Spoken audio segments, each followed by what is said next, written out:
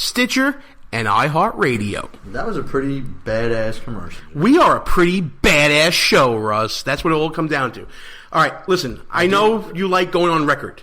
Yeah, that's so funny you said that, because look what I just wrote on my notes. I'm surprised you just did that. Of course. I want to get your statements on record for this week because, we got some exciting things happening in the coming weeks. I want to make sure we don't miss a thing. I hope your Iowa prediction is on there, Russ, because it's coming up. It's coming up. I'll have to go on the record there, too, I suppose. You know what? No, don't do that. Don't do that. Here's what we're going to do. We're going to do what we always do. Let's break out the envelopes. Let's break out the pieces of paper. Let's get our top 3 written down. We're going to seal the envelopes up, and we'll open them after Iowa. We could do the Iowa thing on envelopes. All right. That's good. There we go. We're going to take care of that and make sure everybody sees on social media that we're doing that. But Russ Gallo on the record. Go ahead. On the record, first, this programming note, I just got word that Spike Lee is actually boycotting Behind Enemy Lines because we have an all-white cast. Why should this week be any different? So Spike Lee, go F yourself. Wow. Jada Pinkett Smith, you're right there behind him. So, on the record, I have 3 predictions, Gene, that I want to get on the record. Some of them I already mentioned. Number 1. Hillary Clinton will be indicted before the election, and I don't know if Bernie Sanders will necessarily be the nominee. I don't know how the Democratic Party runs their primary system. If it may not be too late to get another candidate on there. Joe Biden, Al Gore, a whole host of other losers can possibly jump in still, but it won't be Hillary Clinton. Is there a committee to fill vacancies when one goes to prison, Russ? I'm not sure if that even would make them remove her from the ballot. She might just lose. She might get a bump for all we know. She might get a bump on the Democratic side. So that's number 1. Number 2, Trump will be the nominee of this party. I don't see Barack Obama doing a good job. Really? Barack Obama will not be a good boy for the last, and boy, oh man, I said boy.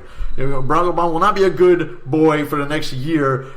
He will continue to do illegal executive actions and pander to small groups, which will enrage the people of this country and force them into Trump's camp. When did boy become a dog whistle? That's ridiculous.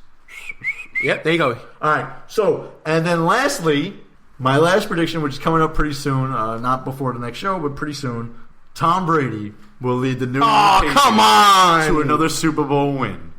Oh, man. We got the Deflategate guy versus the human growth hormone guy. Trump guy, too. So, they're all tied together here. It's the year of Trump and Brady. All right. I'm going to give you my 3 predictions real quick that I'm coming up with as Russ was talking. Number 1, Hillary Clinton goes running back home to Barack Obama's record. This is a guarantee, Russ. She's going to start embracing the Obama agenda. She's going to start embracing the Obama record because whether we like him or not, Obama is still very popular with the African-American vote. And what does any Democrat need to carry anywhere that is considered a liberal bastion? You need the African-American vote. She will not cater to the vote directly with her I ain't in no ways tired nonsense, but she will cater to the record, and she'll embrace what Barack Obama did. Prediction number 2, I don't care about your Patriots. I'm an NFC fan.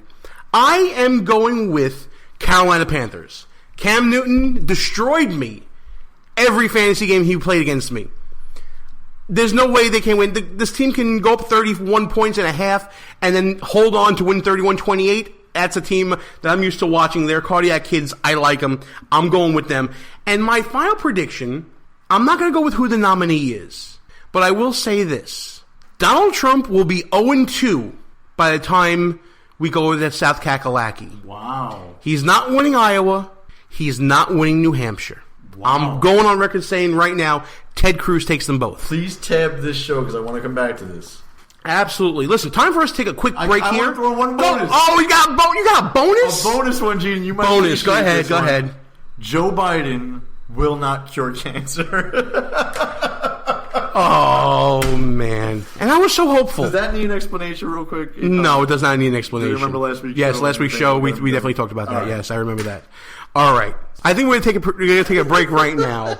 Lord knows I need one. But when we come back, we will have our interview with Matt Schlapp from the American Conservative Union, talking about CPAC coming up in March.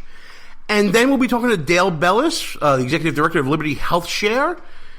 It's a jam-packed show, folks. Gene and Russ, Behind Enemy Lines. We'll be back right after this brief word. I'm Vito. And I'm Vito. and we're from WNJC's The Vito and Vito Show. Every Friday at 1 p.m., you can hear Vito and Vito bring you the perspectives of two college-age millennial conservatives who are committed to defending the principles of free markets, liberty, freedom, and individualism from Brooklyn, New York. Follow us on Twitter, Facebook, and Instagram at Vito and Vito Show, and check out our blog posts and articles at vitoandvito.com. Vito and Vito Show every Friday, 1 p.m. on WNJC 1360 AM, Philadelphia's Renaissance Station. In Brooklyn, it's nothing but the truth.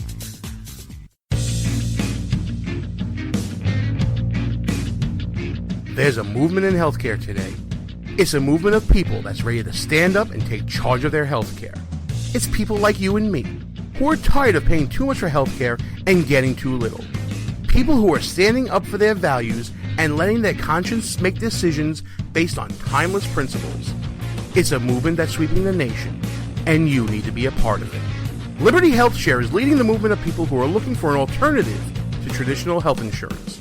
Liberty HealthShare is a healthcare sharing organization of people who are sharing the cost of healthcare in an easy and efficient way. Choose your own doctor, your own hospital, and live out your values in healthcare.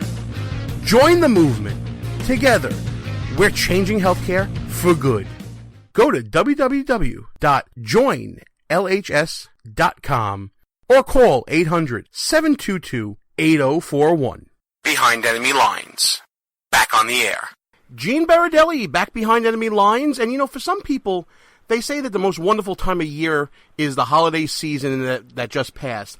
But for me and my gang, the most wonderful time of year is always the time of year when we get to go to CPAC. And on the line with me right now, from the American Conservative Union, my good friend and past guest of the show, Matt Schlapp. Matt, how you doing, pal?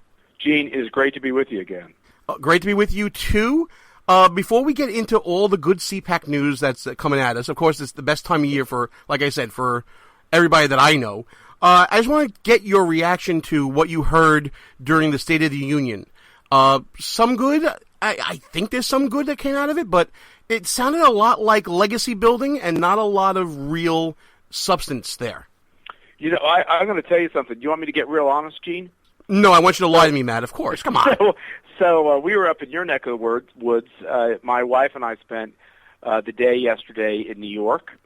We had a couple media hits and some meetings, and we took the train back, and by the time we got up and down, we did not watch the speech live, nor did we watch the rebuttal live, and it felt wonderful and freeing not to have to go through that with President Obama, because like the rest of us conservatives, we've gone through that for 7 other years, and it's rather painful. So I felt completely free as a bird, but I have gone back and consumed the speech, and you know, I think what we've learned from President Obama is that he's a really talented person. He's a talented politician. He was actually pretty clear with the country about what he wanted to do to the country, and in all candor, he was able to do much of it. And I think that's sad. And you know, I am very pleased that this chapter in our country is coming to a close. As am I. You know what? I took the opposite view. I had to watch it just to see it through to the end. I'm like, okay, I've sat through the last 7. Here comes the last one. I can't quit now, you know. So I made it through to the end, thankfully. And did you get a chance to see Nikki Haley's rebuttal? Yes. I thought it was a little too veiled in its attempt to kind of push down what I think is a great story, the rise of conservatism when it comes to Ted Cruz and Donald Trump, because it seemed like it was pointedly directed towards both of them. Look, I agree. I think you know what these people don't understand. I'm sure Governor Haley is a very good person and a very good governor, but I think what they feel somehow that they should be the ones controlling this process. And I am really happy that it's more grassroots oriented. And the activists in Iowa and the activists in Nevada and the activists in New Hampshire and in South Carolina, all those states that vote in February, they're the ones who are in control. Not all these Republican elected officials and not all these people that write for conservative journals.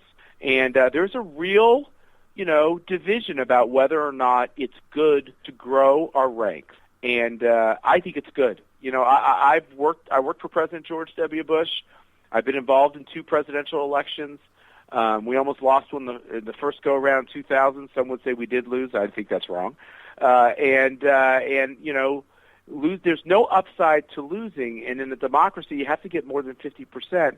And Republicans can't get there alone, and conservatives can't get there alone. We've got to stitch together a coalition. And if a guy like Donald Trump or Ted Cruz, with their approach, gets more people activated into the process, and if they will be true to our conservative values, I'm having trouble seeing the downside of that. There are more eyes right now on the conservative movement than there have been pretty much at any time in history because of the advent of the internet and social media and all these things. But because we have high-profile candidates who are going to be at CPAC as well, right in the thick of the early election season. That's got to be exciting for you, Matt. It's really exciting. I mean, one of the reasons why Donald Trump is endearing to people is that when I invited him to come to CPAC this year, he took out his pen, as he often does, and wrote a very nice note on it and emailed it directly back to me saying, of course I'll be there. I wouldn't miss it. So he was the very first person to respond. And Carly Fiorina, as a former foundation chairman for the ACU, was very quick to respond and wanted to be there, and Ted Cruz as well. And we have other presidential candidates who will be announcing soon. I think we'll have certainly most of them, and we're very excited that Carly, Ted Cruz, and Donald Trump and Rick Santorum have all been announced and are coming, and all of them are crowd favorites. I have to say, Carly Fiorina, I'm very partial to because she worked here at the ACU. She got down into the muck with us and helped us get this organization really going on the right path, and she's a person who I consider a friend and I just have deep respect for. Ted Cruz and I worked on that first Bush presidential campaign together, and with his wife. And my wife was actually on that campaign as well. None of us were married at the time. And I know him well, and I'm really proud of what he's doing. I think he's run just a fantastic campaign. Rick Santorum is, conservatives love Rick because he has been a leader on really important issues for a very long time, and I'm very proud he's coming back. So, CPAC was the most attended CPAC last year we've had ever, most press ever, and I think 2016 is going to be even better. I tend to agree. Now, if we look back to 2012, when we were at CPAC, I believe we had 3 candidates left in the race then. I think it was Romney, Santorum, and Speaker Gingrich. This time around, there's the potential for more than that to be still in the running and still going strong, mainly because you have a whole different field with multiple super PACs. You have probably the strongest field of Republican candidates ever. I mean, you have to feel like this is an embarrassment of riches almost when it comes to the list of speakers that you can potentially have coming this year. That's why we think it's going to be the biggest one ever. Yeah, no, that's exactly right. And remember, it's not just the presidential candidates. We're going to have the leading journalists who write for conservative publications. We're going to invite some liberals because we think it's important to have the juxtaposition of their crazy thoughts on things. We'll treat them with respect, but we're going to invite some of them, and we're going to have conservatives debating on the stage. And we're also going to make sure that we talk about the issues of the day and make sure activists can learn. I mean, I don't know, Gene, with the people you talk to. I know I talk to a lot of my family and friends back in Kansas where I grew up, and conservatives around the country are really concerned about their country, and they don't always know where to go to for the answers for these serious questions. And I think you said it really well when we started the program. CPAC is one of those places people come to get answers, to figure out how they can plug in, to figure out how they can make a difference. So we're going to have activism so activists can learn to be even more effective in their communities. We're going to talk about these issues, and we're going to hear from the people who lead our movement. The reason why CPAC is so important to my group of friends and the people that I talk to, and the reason that I tell people that CPAC is so vital and so important, is because I'm from the People's Republic of New York City. I can go to a dinner and maybe miss quorum for a meeting of Republicans somewhere in the city. In CPAC, it's almost like a homecoming, and it's also like an oasis for those of us who are in the trenches, outnumbered and outgunned. For those of us traveling from metropolitan areas like New York, like Philadelphia, like other places in the Northeast, Boston, it's so much more of a homecoming. CPAC is, yes, it's the speeches, it's the learning and the empowerment, but it's also the reunion, Matt.